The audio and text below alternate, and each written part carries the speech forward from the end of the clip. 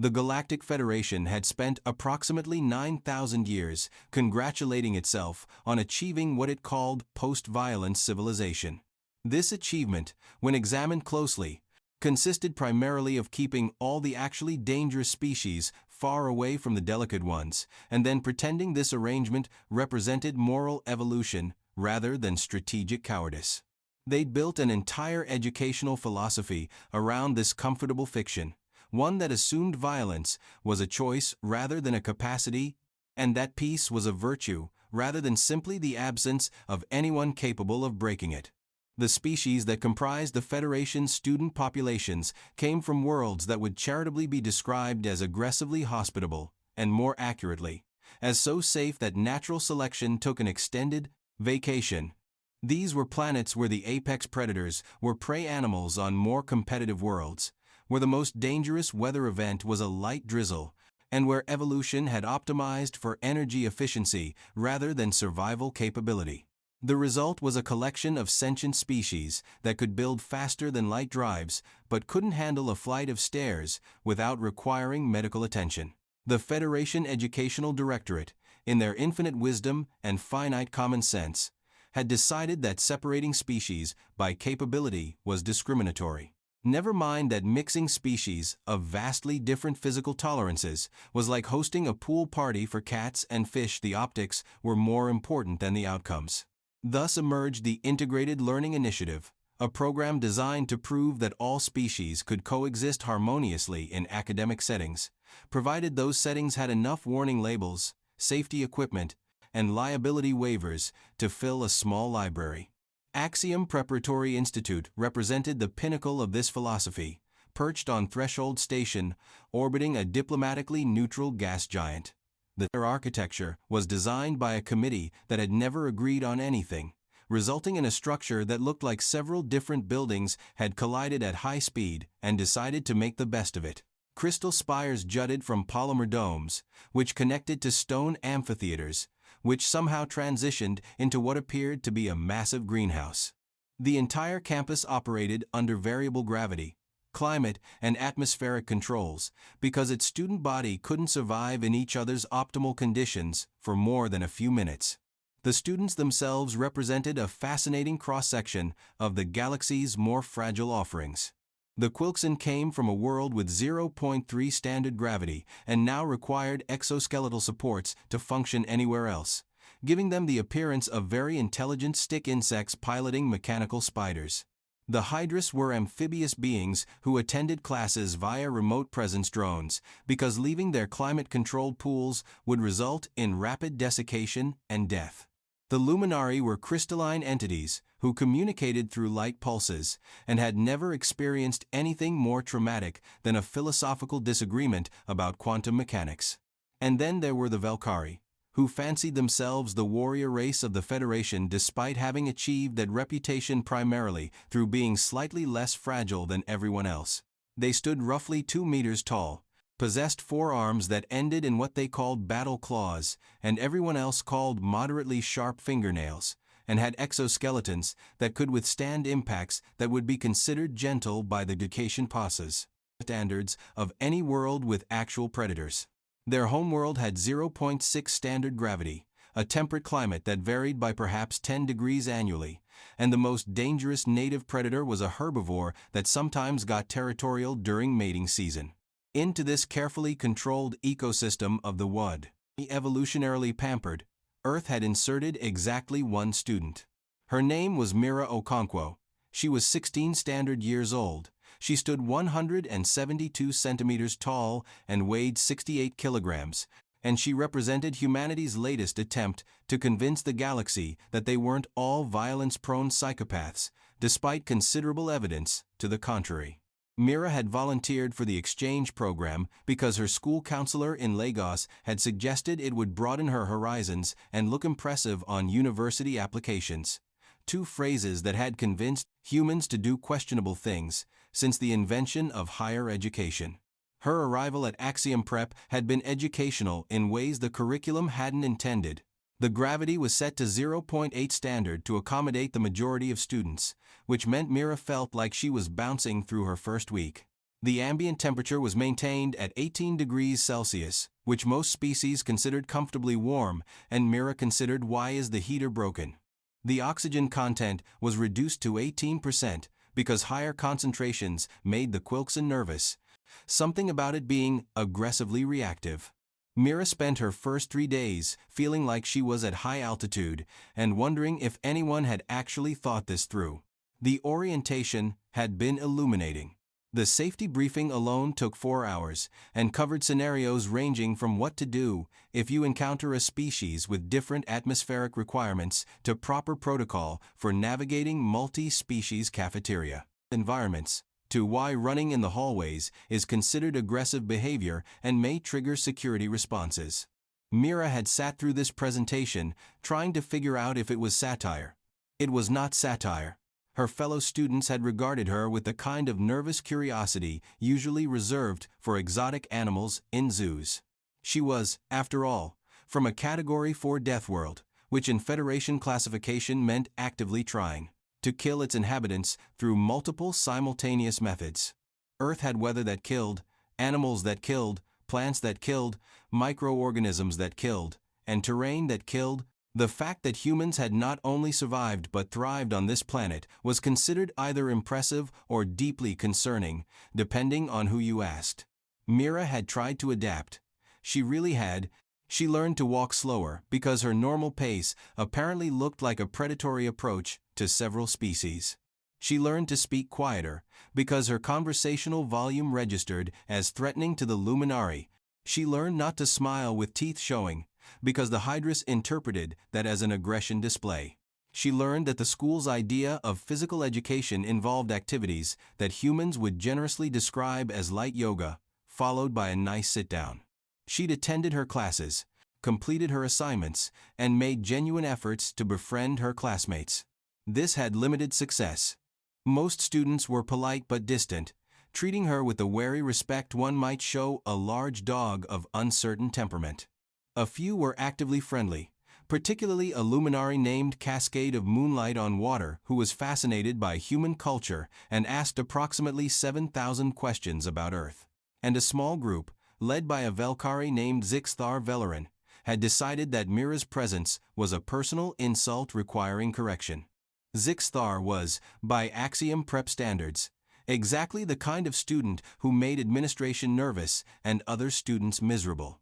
He came from a wealthy family, possessed above-average size for his species, and had never encountered a consequence he couldn't bribe, threaten, or manipulate his way out of. He'd built his reputation by tormenting Quilkson students, whose exoskeletons made satisfying sounds when struck, and Hydrus remote drones, which were expensive to replace. The administration knew about his behavior. They also knew his family donated significant resources to the school. These two facts were not unrelated. His first interaction with Mira had established the pattern for what followed.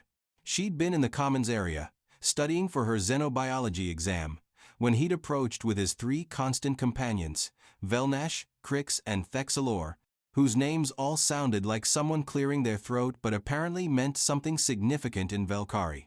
Zix'thar had loomed over her desk, all 4 arms crossed in what his species considered an intimidating posture and Mira considered awkward. "You should not be here, Deathworlder," he'd announced, his translator rendering his clicking speech into something approximating menace. "This institute is for civilized species." Mira had looked up from her notes. She'd assessed the situation: 1 bully, 3 followers, approximately 30 witnesses who were suddenly very interested in their own work. She'd calculated her options and selected diplomacy. "I'm just studying. There's plenty of room. Your kind does not belong among us. You are violent, dangerous. Your presence disrupts the harmony of learning." This would have been an excellent moment for literally any authority figure to intervene. None did. Mira had smiled, teeth carefully hidden, and said, "I'll keep that in mind. Thanks for the feedback." Zix'thar had not appreciated this response. He'd made a show of accidentally knocking her datapad off the table. It had clattered across the floor, drawing more attention. Mira had retrieved it, checked for damage, and returned to her studies.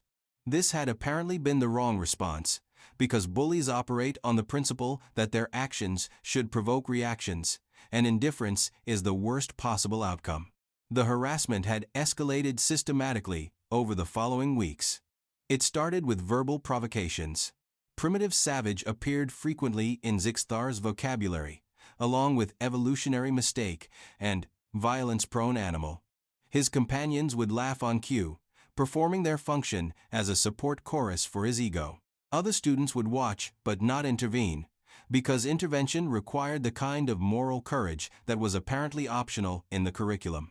Mira had reported these incidents to her student advisor, a Quilkson named Instructor Pixtall, who had listened with what appeared to be sympathy, and then explained that Velkari culture involved dominance displays, and that expecting Zix'thar to modify his behavior, culturally insensitive.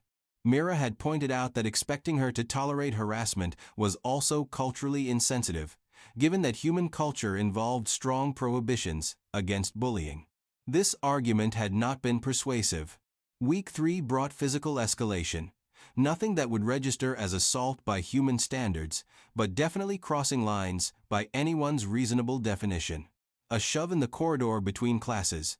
Her belongings mysteriously relocated to inconvenient places. Her lab samples contaminated, requiring her to restart experiments. Each incident was individually deniable but collectively obvious. Mira had escalated her complaints.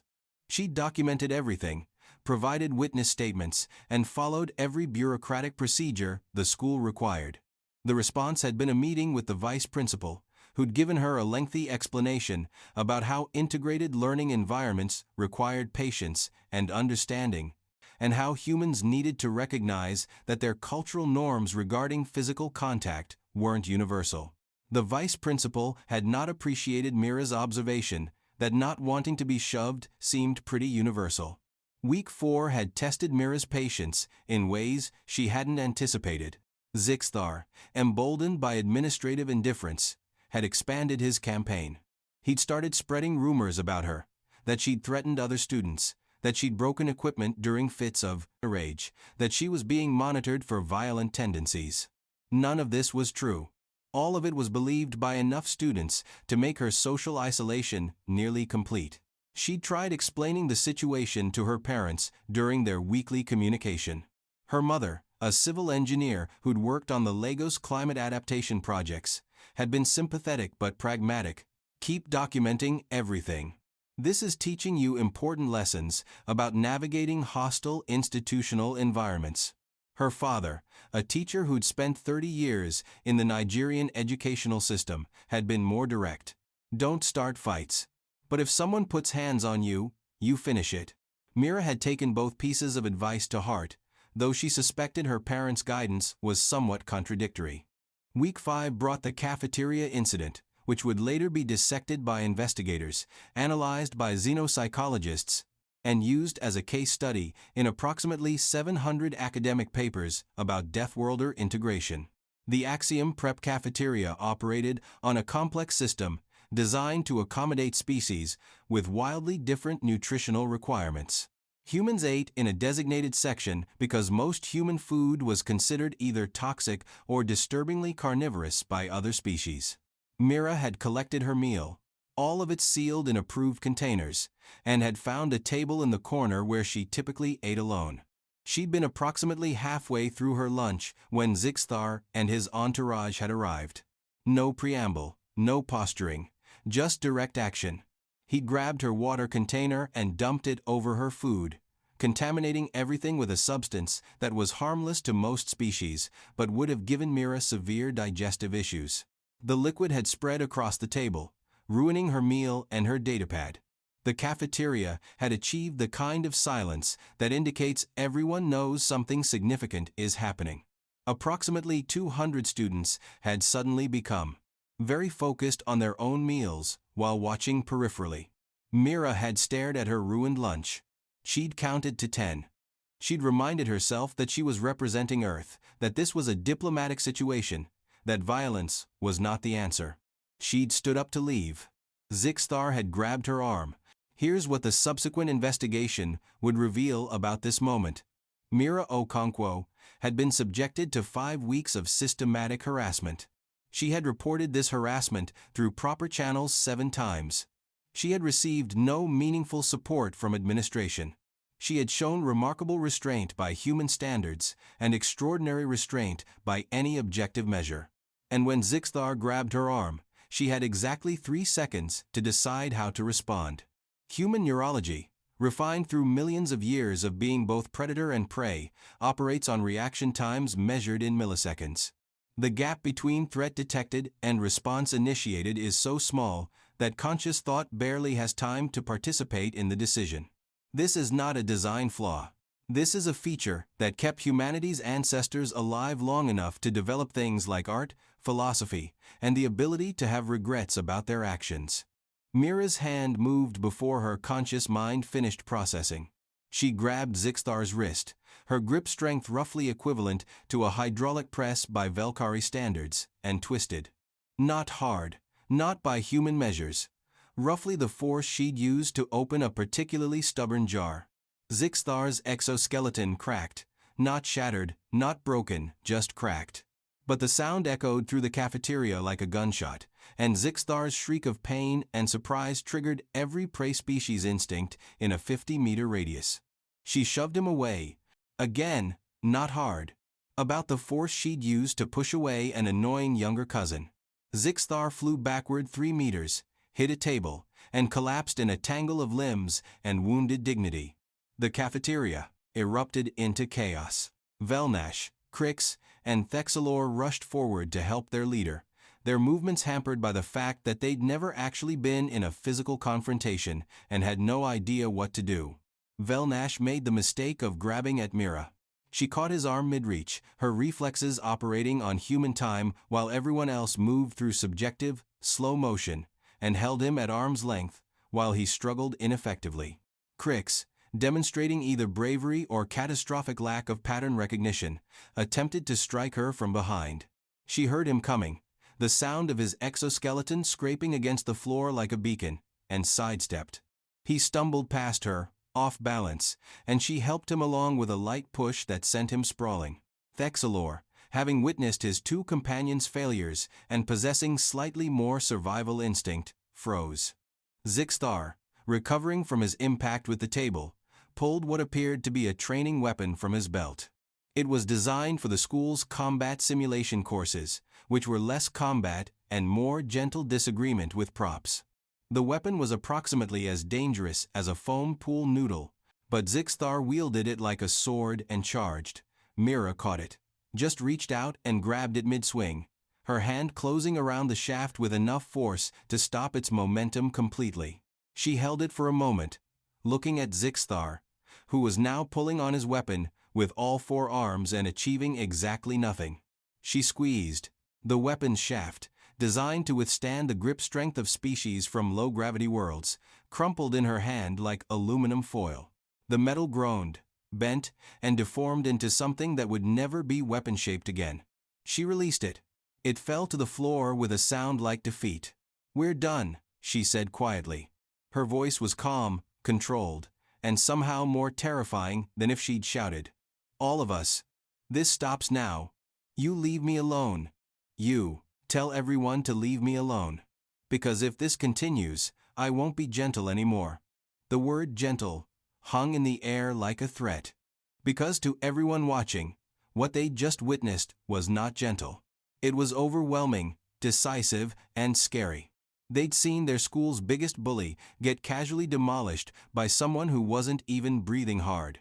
What they didn't understand, what the investigation would later reveal, was that Mira had been gentle. She'd used approximately 30% of her actual strength. She hadn't struck anyone with a closed fist. She hadn't used any of the combat training she'd received in secondary school.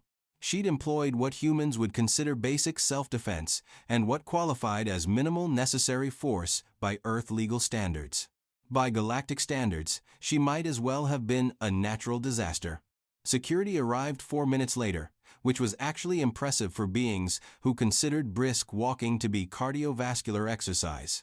They found Mira sitting calmly at a table, hands folded, surrounded by what looked like a disaster zone. 4 Velkari students, in various states of injury and shock, Approximately 200 witnesses, who were all attempting to simultaneously back up their files and contact their parents. And one ruined training weapon that looked like someone had tried to make abstract art from scrap metal. The head of security, a hydrus operating a remote drone, approached Mira with the caution of someone approaching an unexploded ordnance. "Student Okonkwo, you will need to accompany us." "Of course," Mira said. "Should I bring my things?" "That would be, yes, advisable." She collected her bag, stood, and walked toward the exit. The crowd parted before her like water before a ship's prow, students pressing themselves against walls to maximize distance. Behind her, the cafeteria erupted into frantic conversation as everyone tried to explain to anyone who'd listen what they'd just witnessed. The stories would evolve in the telling. By evening, Mira would have thrown Zix'thar across the entire cafeteria. By morning, she'd have taken on a dozen students. By week's end, she'd be the cautionary tale about why Deathworlders shouldn't be allowed in civilized spaces. The administrative wing was designed to project authority and competence, all sleek surfaces and ambient lighting that adjusted to each visitor's comfort. Mira sat in the waiting area for 45 minutes, while frantic calls were made, emergency meetings convened, and adults who were paid far too much money tried to figure out how to handle a situation they'd created through negligence. Principal Zix'thar, a luminary whose light patterns currently indicated significant distress, finally called her in. The office was decorated with awards, certifications, and what appeared to be several pieces of genuinely impressive art. Zix'thar flickered in a pattern that Mira's translator rendered as formal greeting before getting to business. "Student Okonkwo, do you understand the severity of what has occurred?" Mira considered her response carefully. "Sir, I was attacked. I defended myself using minimal necessary force. You injured 4 students. Their families are demanding disciplinary action. There is discussion of criminal charges. I stopped 4 students from injuring me. There's a difference. And I documented 5 weeks of harassment that your administration ignored." Zix'thar's light patterns shifted to something that might have been discomfort. "The investigation into those complaints is ongoing." "Really?" "Because I reported the first incident 5 weeks ago and haven't heard anything except lectures about cultural sensitivity. The situation is complex. It's actually very simple," Mira said, her patience reaching its limit. "Your school allowed me to be bullied. I asked for help repeatedly. I followed every procedure. I did everything right. And when I finally defended myself, suddenly, everyone cares about what happened." Zix'thar was quiet for a long moment.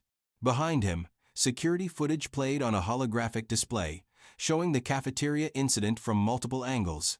Mira watched herself grab, twist, shove, and catch. From this perspective, her movements looked almost lazy, like someone going through the motions of a dance they'd performed 1,000 times.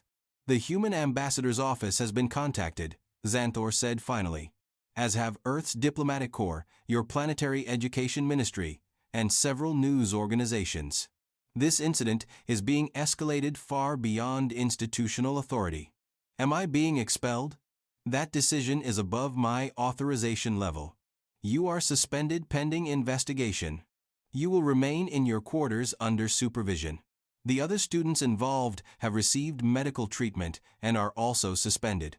Your parents are being notified." "And Student Okonkwo?"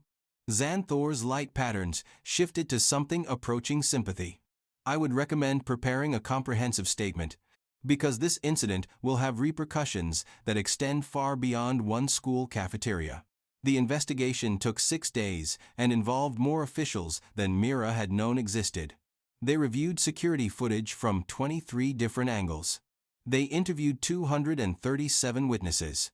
They brought in medical experts who provided detailed analyses of the injuries, which ranged from minor exoskeletal fractures to psychological trauma, from witnessing unprecedented violence to existential crisis about personal safety.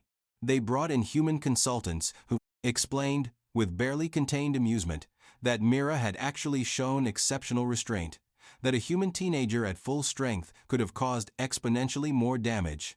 That Earth's one standard gravity meant Mira had spent her entire life in what amounted to constant resistance training. That her bone density was 4 times that of a Valkyrie. That her muscle composition was optimized for sustained exertion. That she'd essentially been fighting with one hand tied behind her back, while blindfolded and still dominated completely. This information did not comfort the investigators. They reviewed every harassment report Mira had filed. They found all 7 complaints. They found the administrative responses, or lack thereof. They found the pattern of escalation that any competent authority should have stopped weeks earlier. They found, to their growing horror, that the school had created the exact conditions for violence by refusing to address it when intervention would have been simple. The report, when delivered, was 843 pages long and could be summarized as everyone involved made mistakes, but primarily the administration and Zix'thar's group, and also we need to fundamentally rethink human integration protocols. Mira was cleared of all wrongdoing. The documentation of her attempts to resolve the situation peacefully, combined with clear evidence of escalating harassment and the final physical provocation, constituted textbook self-defense by any legal standard, including Federation law. Zix'thar and his 3 companions were expelled, though their families had already withdrawn them, because having your child defeated by a human was apparently social suicide in certain circles. 5 teachers and 2 administrators were reprimanded for failing to address the harassment. The school's entire discipline policy was rewritten. New protocols were established for handling Deathworlder complaints, and Mira was given the option to remain at Axiom Prep or transfer to another institution. She chose to stay. Not because she enjoyed being the subject of fearful whispers, but because leaving felt like admitting that they'd been right about her all along. Humans were stubborn like that. The remainder of her semester was lonely but peaceful. Students gave her extraordinary amounts of space. Teachers were meticulously fair, probably because nobody wanted to be known as the educator who provoked the human. She received 0 harassment, 0 bullying, and 0 social interaction beyond what was strictly necessary for academic purposes. She traded one problem for another. Instead of being targeted, she was isolated. Instead of being seen as vulnerable, she was seen as dangerous. The other students didn't hate her. They feared her, which was, in its own way, worse. But there were unexpected benefits. The school's harassment policies, now actually enforced, created a safer environment for everyone. Several students who'd been quietly suffering under various bullies found their complaints suddenly taken seriously. The administration couldn't afford another incident, which meant they had to do their jobs properly. Mira had, through violence, accidentally created positive systemic change. The irony was not lost on her. News of the cafeteria incident spread through the galaxy with the speed of scandal and the accuracy of folklore. By the time the story reached the outer colonies, Mira had allegedly hospitalized dozens of students, destroyed half the school, and done it all while laughing maniacally. Humanity's carefully cultivated reputation, built through decades of diplomatic efforts and cultural exchange, took an immediate and substantial hit. Other Deathworlder integration programs were quietly suspended. Humans who'd been living peacefully in multi-species environments found themselves under increased scrutiny. The Federation's progressive factions, who'd championed human inclusion, went conspicuously silent. And Earth's diplomatic corps spent months explaining that, no, not all humans were violent. Yes, they could control themselves, and please stop treating them like ticking time bombs. The media circus was exhausting. 3 documentary crews, 5 news organizations, and approximately 40 independent journalists descended on Axiom Prep. Mira discovered she was terrible at public relations. Every statement she made could be interpreted in the worst possible way. Her attempt to explain that she'd used minimal force became a sound bite played across multiple networks as evidence of humanity's terrifying capacity for violence. Her parents arrived in person 2 weeks after the incident. Her mother looked at the medical reports, at the security footage, at the investigative findings, and said, "You barely touched them," with clinical detachment. Her father gave her a long talk about being a representative of her species, about choosing battles wisely, and about understanding that fair or not, she'd be judged by different standards than everyone else. They didn't pull her from the program. They'd invested too much, and besides, sometimes the best learning came from difficult situations. Mira wasn't sure if she was the lesson or if everyone else was, but she kept that question to herself. The semester ended quietly. Mira maintained acceptable grades, didn't throw anyone else across any rooms, and attended the closing ceremony from the back row. She accepted her certificate of completion, boarded the transport home, and left Axiom Prep with the distinct feeling that she'd accomplished something important even if she couldn't quite articulate what. Earth welcomed her back with mixed reactions. Some called her a hero. Others called her a cautionary tale. Her friends called her insane for volunteering in the first place. She returned to her regular school in Lagos, where the gravity was normal, the students were appropriately durable, and nobody looked at her like she was a weapon with legs. But she kept the certificate from Axiom Prep on her wall, right next to her other achievements. It represented something important. It represented the time she'd tried to do everything right, followed every rule, and showed remarkable restraint. It represented the moment the galaxy had to confront the difference between choosing peace and being incapable of violence. The Galactic Federation continued their grand experiment in post-violence civilization. The preservation protocols were reinforced. Significant resources went into studying Deathworld species and their capacity for violence. And slowly, carefully, with much better policies and significantly more preparation, they began allowing humans into multi-species spaces again. But they never forgot Mira Okonkwo. They never forgot the cafeteria incident. They never forgot the lesson that cost one prestigious school its reputation and several students their dignity. That there was a profound difference between a species that chose peace and a species that couldn't conceive of violence. The galaxy had spent 9,000 years being proud of their post-violence civilization, their enlightened society, their evolved moral framework. They'd built that civilization by carefully excluding anyone who might complicate it. They'd maintained that peace by keeping the dangerous species at arm's length and pretending they didn't exist. And then they'd admitted one teenage girl from Earth who'd complicated everything simply by defending herself. Perhaps that was the real lesson. Not that humans were dangerous, though they absolutely were. Not that the galaxy was weak, though comparatively they absolutely were. But that any peace built on exclusion and ignorance wasn't really peace at all. It was just the absence of conflict, maintained by refusing to interact with anyone who might challenge the comfortable status quo. Mira had shattered that illusion by doing nothing more than pushing back when pushed. And the galaxy, forced to confront its own fragility and its own failures, finally began asking better questions. Not, how do we keep humans out? But how do we build a society where everyone can belong safely? Not how do we prevent violence? But how do we address the conditions that create it? Progress came slowly. But it came. And, somewhere in Lagos, Mira Okonkwo started her university applications, carefully avoiding any mention of interstellar incidents in her personal statement.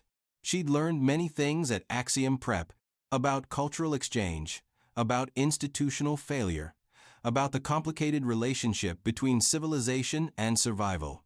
But mostly, she'd learned that being the bigger person sometimes just means you're bigger. And in a galaxy full of fragile creatures playing at enlightenment, that made all the difference.